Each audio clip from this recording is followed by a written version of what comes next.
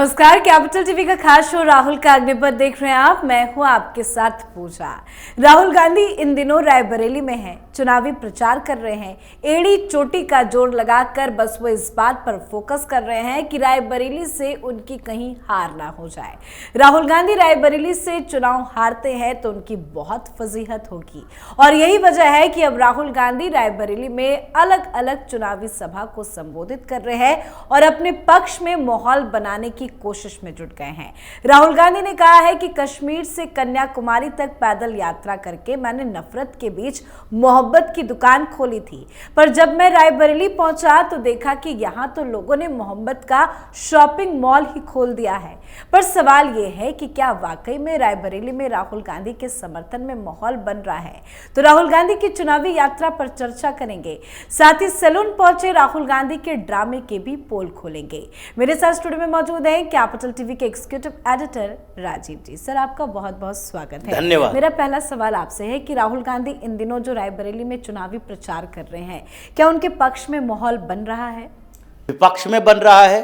राहुल गांधी के पक्ष में कैसे माहौल बनेगा? राहुल गांधी ने जिस तरीके से अमेठी को धोखा दिया, वो रायबरेली और अमेठी बिल्कुल कंसर्निंग डिस्ट्रिक्ट है।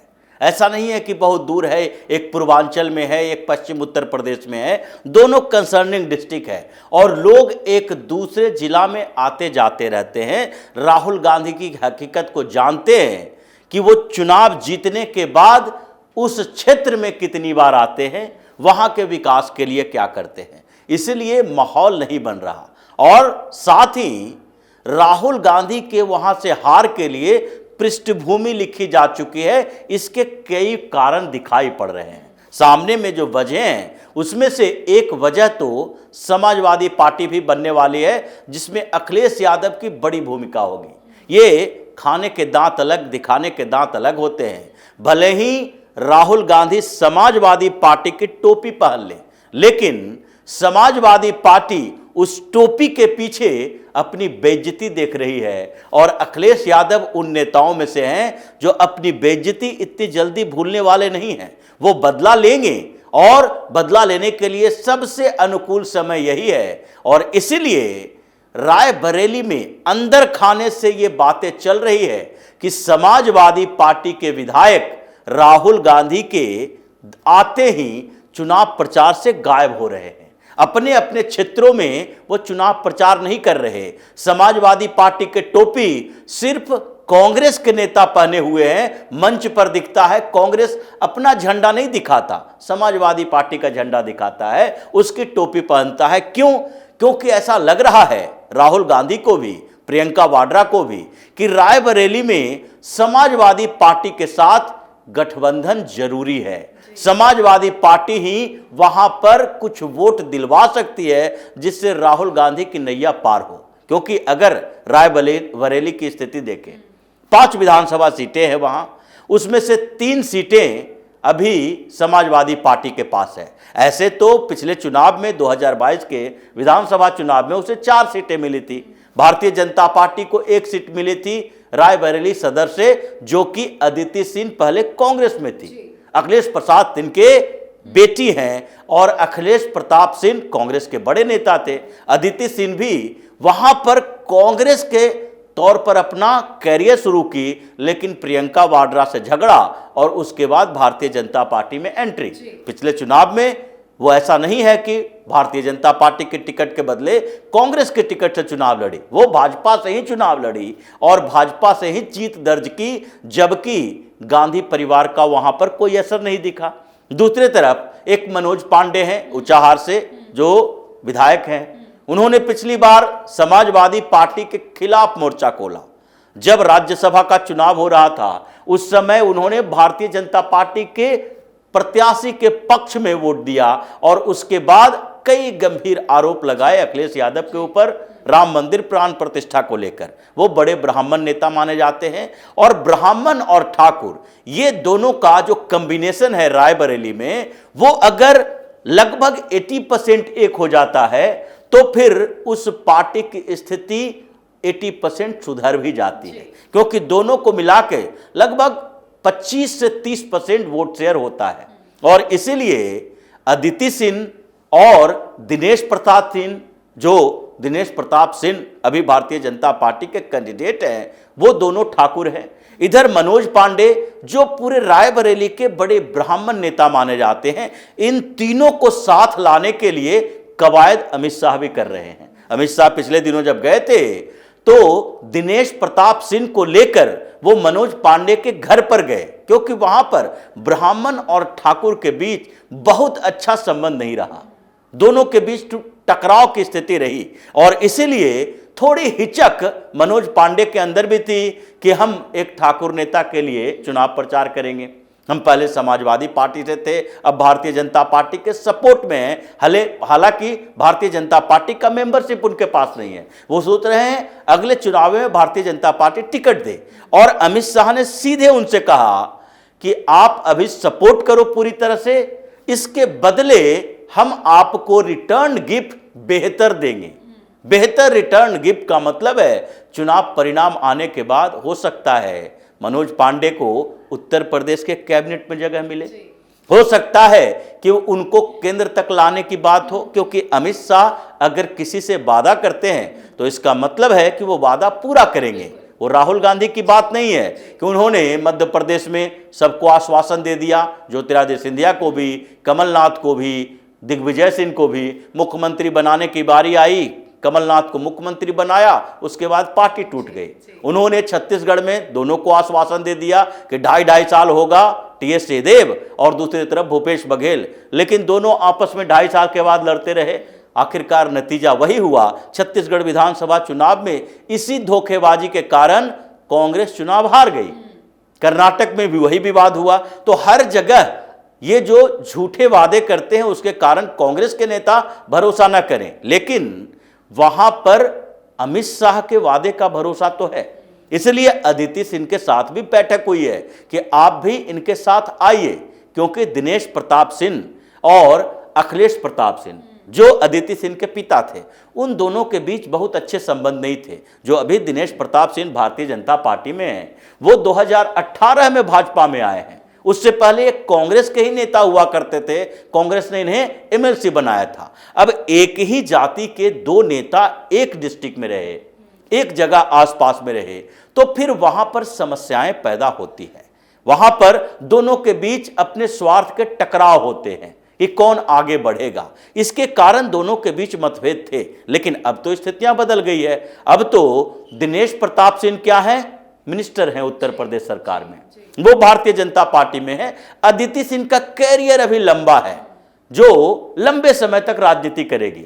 दोनों के बीच वो जो पहले के जितनी भी दुर्भावनाएं हैं उसको खत्म करना भाजपा के शीर्ष नेतृत्व का काम है। दोनों साथ मिलकर काम करो, आगे दोनों के लिए अच्छे प्लेटफॉर्म रहेंगे। अगर दिनेश प्रताप सिंह चुनाव जीतते हैं तो उसी तरीके से उन्हें कैबिनेट में मिनिस्ट्री दी जा सकती है, जैसे कि स्मृति ईरानी को मिली। राहुल गांधी को हराने का एक रिटर्न गिफ्ट तो मिलना चाहिए। तो ये रायबरेली में जिस तरीके स्थितियां बदल रही है, उससे लगता तो नहीं है कि राहुल गांधी जीत पाएंगे, क्योंकि ये स्थितियां तो ये भारतीय जनता पार्टी की है, कैसे प्रचार कर रही है, कैसे कास्ट कॉम्बिनेशन बदल रहे हैं वहां के, और वहां पर 12% मुसलमान हैं।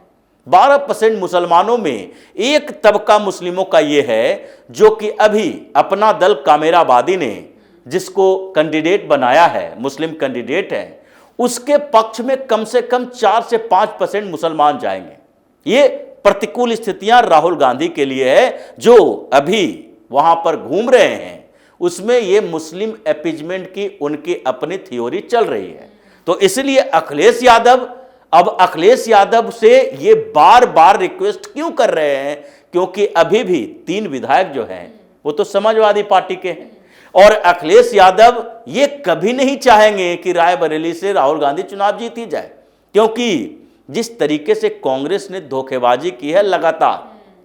पिछला चुनाव कांग्रेस के साथ इन्होंने लड़ा था, विधानसभा में राहुल अखिलेश दोनों थे, तो क्या परिणाम निकला? परिणाम शून्य बटा सन्नाटा। पिछले 2022 के चुनाव से भी आधी सीटें मिली थी समाजवादी पार्टी को उस समय, और भारतीय जनता पार्टी 300 पार कर गई थी उत्तर प्रदेश में। तो ये राहुल गांधी के बारे में जानते हैं। इस बार तो इनके ऊपर दबाव था इंडी अलायंस का पार्टनर बनने का, तो इसलिए अखिलेश यादव साथ आ गए, लेकिन जो कुछ दिन पहले इनके साथ हुआ मध्य प्रदेश के चुनाव में, एक सीट मध्य प्रदेश की विधानसभा में, एक सीट के लिए अखिलेश यादव को बेइज्जत किया गया। कमलनाथ ने क्या कहा था, अखिलेश वखिलेश कौन है ये, कांग्रेस की तरफ से ऐसे ऐसे बयान दिए जा रहे थे, जिसके बाद अखिलेश यादव ने क्या कहा कि देखो कांग्रेस पर भरोसा मत करो, किसी पर भरोसा कर लो, इस पार्टी पर भरोसा मत करो, इसके नेताओं पर भरोसा मत करो। हालांकि अभी जो दोनों के अपने अपने फायदे हैं इसलिए साथ हैं, लेकिन अखिलेश यादव ये सोचते हैं कि उत्तर प्रदेश से कांग्रेस को भगाओ। जब तक कांग्रेस उत्तर प्रदेश में रहेगी और अगली बार भी अगर गठबंधन नहीं हुआ तो मुस्लिम वोट तो कांग्रेस और समाजवादी पार्टी के बीच बंटने की संभावना रहेगी।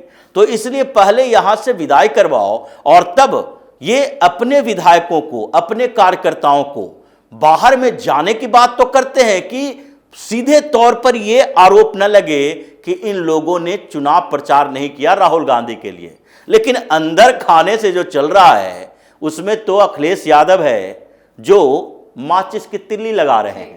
इसलिए रायबरेली में कांग्रेस परेशान है और राहुल गांधी परेशान है कि उनके विधायक, उनके लोग हमारे साथ उस तरीके से एग्रेसिव कैंपेन नहीं कर रहे जैसे दोनों को साथ मिलकर करना चाहिए, जैसे दिल्ली में अरविंद केजरीवाल और कांग्रेस के बीच है। बिल्कुल, जो आपने समझाया उससे तो साफ समझ में आ रहा है कि जो समीकरण बन रहे हैं वो राहुल गांधी के लिए मुसीबत देने वाला है, तभी वो चुनावी प्रचार के दौरान अलग अलग पैतरे भी अपना रहे हैं। कुछ तस्वीरें आई हैं, वो जरा अपने दर्शकों को दिखाते हैं।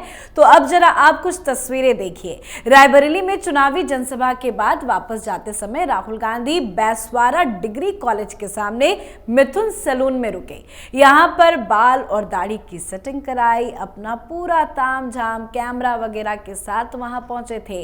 राहुल गांधी की तस्वीरों को कांग्रेस के ऑफिशियल अकाउंट से भी ये शेयर किया गया है और शेयर करके लिखा गया कि चुनाव की तैयारी पूरी है लेकिन हेयर कटिंग भी जरूरी है। हम ऐसे ही हुनरमंद नौजवानों के हक के लिए लड़ रहे हैं, देश के विकास में इनकी हिस्सेदारी मांग रहे हैं। आपको बता दें कि खबर है कि राहुल गांधी ने सैलून वालों को जाकर 500 रुपए भी दिए हैं। इस तरह की तस्वीरें शेयर कर राहुल गांधी या कांग्रेस पार्टी क्या चुनावी संदेश देने की कोशिश कर रही है? देखिए, सबसे पहले तो ये जानना चाहिए, जो अभी तक जानकारी नहीं मिली है, कि ये मिथुन सैलून है किसका, उसका मालिक का नाम क्या है। राहुल गांधी ने ये नहीं बताया कि सैलून में काम करने वाले जिस लड़के ने इनकी ट्रिमिंग की उसका नाम क्या है। कम से कम नाम के साथ ये बात बतानी चाहिए। मुझे तो लगता है कि जिस तरीके से हिंदुस्तान के अंदर अभी अवधारणाएं बदली हैं, दिल्ली में भी, नोएडा में भी, अलग अलग जगहों पर हमने भी देखा है कि कई ऐसे सैलून हैं जहां दिल्ली में, अगर दिल्ली एनसीआर की बात करें तो ज़्यादातर पश्चिम उत्तर प्रदेश से लेकर उत्तर प्रदेश के कुछ और क्षेत्रों तक बात करें, वहां के मुस्लिम लड़के, मुस्लिम बार्बर्स, नाई जो होते हैं, दिल्ली में पूरा छाया हुआ है। लेकिन सैलून का नाम जो है वो किसी फिल्म स्टार के नाम पर, किसी दूसरे के नाम पर, यानी कि दिल्ली सैलून भी हो सकता है, राजधानी सैलून भी हो सकता है, ऐसे नाम रखे जाते हैं क्योंकि अभी एक अवधारणा बन रही है कि जिस तरीके से आप, यानी कि मुसलमान जो इकोनॉमिक बाइकाट करता है, अगर आप हलाल और झटका की बात करें तो हलाल मीट वो खाते हैं, झटका नहीं खाएंगे। तो हलाल के लिए उसे जाना पड़ता है मुस्लिमों की दुकानों पर, झटका हिंदू या सिख की दुकानें होती है। तो जब आप हलाल के कारण कई मीट नहीं बल्कि वो प्रोडक्ट जिसको हलाल ट्रेडमार्क नहीं मिला है, ये सारे हो सकते हैं, आटा, चावल, दाल, आइसक्रीम तक, ये हलाल सर्टिफाइड जो नहीं होता है वो उसके लिए हराम हो जाता है, वो उसे नहीं खाता। मतलब हलाल सर्टिफाइड जो होगा वो मुसलमानों का होगा और मुसलमान प्रोड्यूसर होंगे, कंपनी के मालिक होंगे। अगर हलाल सर्टिफाइड नहीं है तो इसका मतलब है कि वो हिंदू या फिर गैर मुस्लिमों का होगा। तो उसने जिस तरीके से इकोनॉमिक बाइकाट किया गैर मुसलमानों को, तो हिंदुओं ने भी ये सोचना शुरू किया जब बाल कटवाना है तो मुस्लिम सैलून में क्यों जाए। तो उन लोगों ने नाम बदलना शुरू कर लिया है। फ्रूट्स की दुकान हो या फिर आइसक्रीम पार्लर हो या फिर बार्बर शॉप हो, सैलून हो, इन जगहों पर ऐसा नाम रखा जाने लगा है ताकि ये दिखाई न पड़े जो पहले हबीब सैलून, सलीम सैलून ऐसा हुआ करता था, वो अब कम होने लगा है। ये चालाकी है इकोनॉमिक बाइकाट से बचने के लिए। लेकिन अब राहुल गांधी की बात करते हैं। राहुल गांधी अभी घिरे हुए हैं अपीजमेंट पॉलिटिक्स को लेकर। प्रधानमंत्री नरेंद्र मोदी ने बार बार कहा है कि देखिए कांग्रेस की नीति क्या है, रिजर्वेशन थ्योरी क्या है, ये SC ST OBC का रिजर्वेशन छीनकर मुसलमानों को देना चाहती है।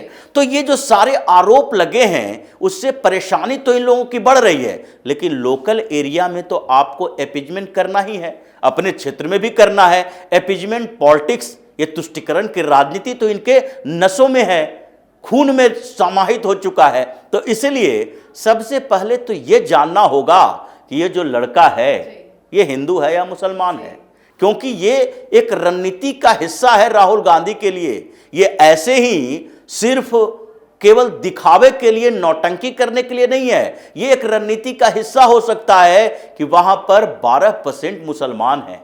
अब उसके पास जाकर हम क्या करेंगे? ऐसा तो है नहीं कि उसके पास जाने का मतलब है कि मस्जिद में चले जाएंगे। मस्जिद में ये नहीं जा सकते, अभी का माहौल ऐसा है। अगर मस्जिद में चले गए तो रायबरेली के सारे हिंदू एक हो जाएंगे। तो इसलिए इन्होंने, हो सकता है कि एक नए तरीका अपनाया, वहां के एक मुस्लिम सैलून में गए और वो मुस्लिम लड़का घूम घूम कर कहेगा देखो हमने राहुल गांधी की ट्रिमिंग की।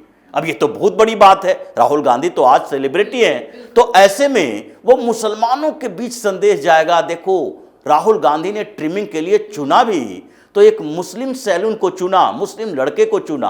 हो सकता है ये, अभी तक इसके बारे में कंफर्म नहीं है, लेकिन नाम तो छुपाया गया है। जो सैलून में था लड़का मौजूद था जिसके साथ राहुल गांधी ने तस्वीरें शेयर की, अगर नाम छुपाया गया है मतलब दाल में तो कुछ काला है ही ना। बिल्कुल, इसीलिए कह रहे हैं कि अभी कंफर्मेशन नहीं है, लेकिन छिपाने की जरूरत क्यों पड़ी? वो कहते कि एक दलित नाई, हिंदू दलित नाई के ये फलना नाम है, इसने हमारी ट्रिमिंग की।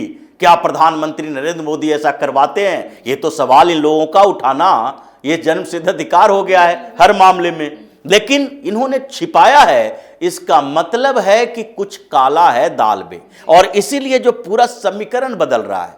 पूरे इतिहास देखिए रायबरेली का, भारतीय जनता पार्टी के अनुकूल है। और ऐसा नहीं है कि भारतीय जनता पार्टी ने वहां जीत दर्ज नहीं की है। 2 बार 1996 में, 1998 में, दोनों बार अशोक सिंह जो भारतीय जनता पार्टी के प्रत्याशी थे, ये चुनाव जीत चुके हैं वहां से 96-98 में 2 बार। और उस समय शीला कौल की बेटी गीता कौल वहां से चुनाव लड़ रही थी, उसको केवल 25,000 वोट मिले थे।